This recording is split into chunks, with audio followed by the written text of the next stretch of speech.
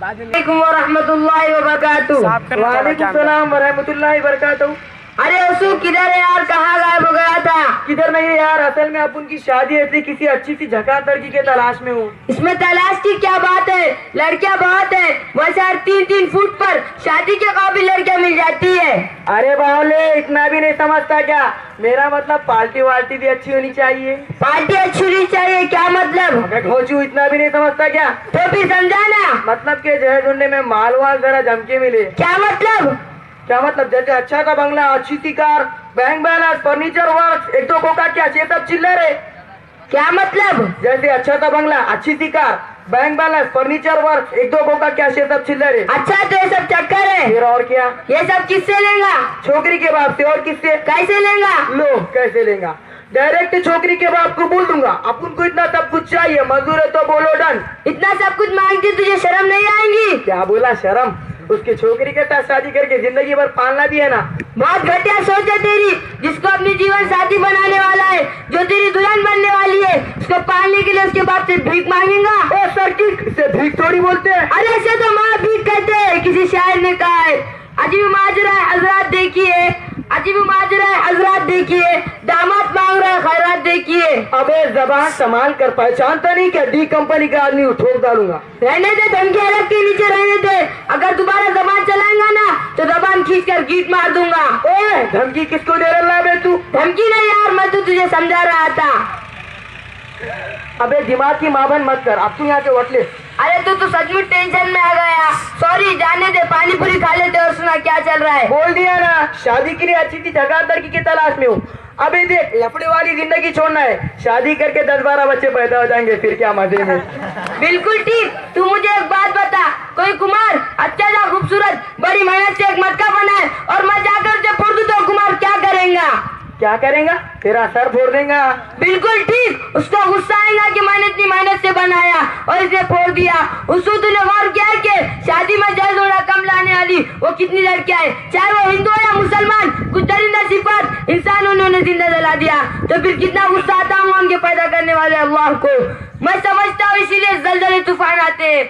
लानत है, अफसोस है ऐसे लोगों पर जो 10-20 हजार या 4 लाख रुपए के लिए उन मासूम बेगुनाह को जिंदा दरगोर कर देते हैं, या उन्हें इतना टॉर्चर करते हैं कि वो खुद फांसी लेकर या जहर खाकर या आग में जलकर मरना पसंद करती है, लेकिन ऐसे दरिंदों के साथ उन्हें जिंदगी गुजारना मंजूर नहीं।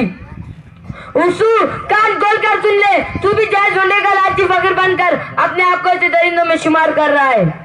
नहीं यार, मैं पहले खुल्लम खुल्ला कह दूंगा असल में क्या प्रॉब्लम होते। तुझे तो मालूम है ना कि मामूली टीचर के अप्रैल पैक के लिए 10-20 लाख का रेट चल रहा है, और अपन को सीनियर की जगह चाहिए। कैश नहीं था, डी कंपनी ज्वाइन किया, एक को ठोकने के आराम से 2-3 धोखा मिलता है, लेकिन अपन मुसलमान है ना, और ये धंधा ठीक नहीं, और साला बरकत भी नहीं इसमें। इसलिए तो शादी के लिए ऐसी लड़की ढूंढ रहा हूँ जिसका बाप अपन की सब ख्वाहिश पूरी कर सके। कहाँ से ख्वाहिश पूरी करेगा बेचारा?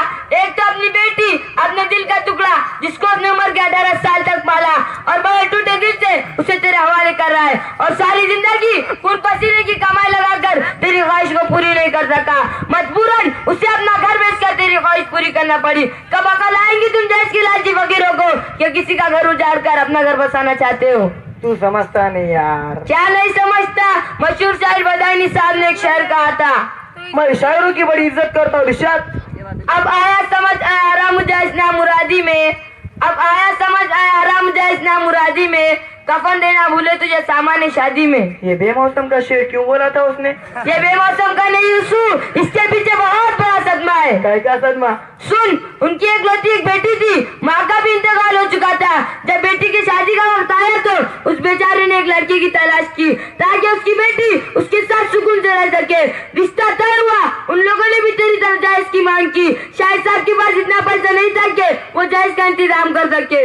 उन्होंने अपना घर बेचकर जायज का इंतजाम किया, और जब बेटी को रुखसत करने लगे तो बेटी काले पड़कर रोने लगी। शादी के बाद तो हर बेटी रोती रहती है, मम्मी पापा भैया, साला ये लड़कियां रोती रहती है। प्लीज उसू और सुन। चल आगे फेंक। उस रोती बेटी को शाहिद साहब ने गले लगाया और कहा खुश रहो बेटी, लेकिन जब दोबारा आऊंगी तो इस घर पर मत आना, क्योंकि तुम्हारे दहेज के इंतजाम में मैंने इस घर को बेच दिया।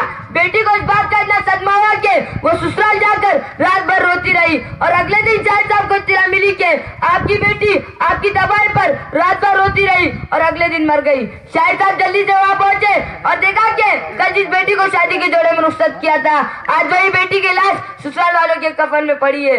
उस वक्त बदायूनी साहब ने कहा था, अब आया समझ आया हराम जायज ना मुरादी में, अब आया समझ आया हराम जायज ना मुरादी में, कफन देना भूले तुझे सामान्य शादी में। उसू तुझ जैसे दहेज की राजी फकीरों ने ना जाने कितनों का घर उजाड़ा, एक बेटी की शादी क्या की, फुटपाथ पर जिंदगी गुजारने पर मजबूर हो गया। क्या कहेंगी वो दुल्हन, क्या खुश रहेगी तेरे साथ वो, यही कहेंगी कि बेरहम जिसने मेरे बाप को कंगाल किया। क्या खुश रहेगी तेरे साथ वो, लानत है अफसोस ऐसे लोगों पर जो इन मासूम बेगुनाहों को कत्ल कर देते। और कितनों का घर उजाड़ेंगे, आखिर तुम मुसलमान ही हो ना कि ये इस्लामी तालीम है, कल क़यामत में क्या मुंह दिखाओगे अल्लाह को। देख मुन्ना, मुझसे और ज्यादा सुना नहीं जाता, तूने तो मेरी खोपड़ी लाकर रख दी। अब बता मुझे क्या करना है। सबसे पहले इस जहरीले नाग के फन को कुचलना होगा जो अमीरों के घर से अपने फन को निकाल कर जहर को फैला रहा है, और इसका शिकार गरीबों की मासूम लड़कियां हो रही है। जरूर, अब ऐसा ही छूंगा। अपन की पूरी कंपनी जय जुंडे के खिलाफ संघर्ष करेंगी। लेडीज एंड जेंटलमैन, कौन कौन तैयार है जहरीले नाग का फन कुचलने के लिए? और सुनो, आज के बाद किसी जयजुंडे के लालची फकीर को अपने आंगन में भी भटकने नहीं देना। कौन कौन जयजुंडे घोड़े जोड़ी की रकम ले लेंगे, हाथ उठाओ। अब्बा शादीशुदा अंकल लोग अभी हाथ उठा रहे। तुम लोगों की तो हो गई थी ना, डबल करने का इरादा है। अच्छा असू, तुझे शादी के लिए लड़की की तलाश थी ना?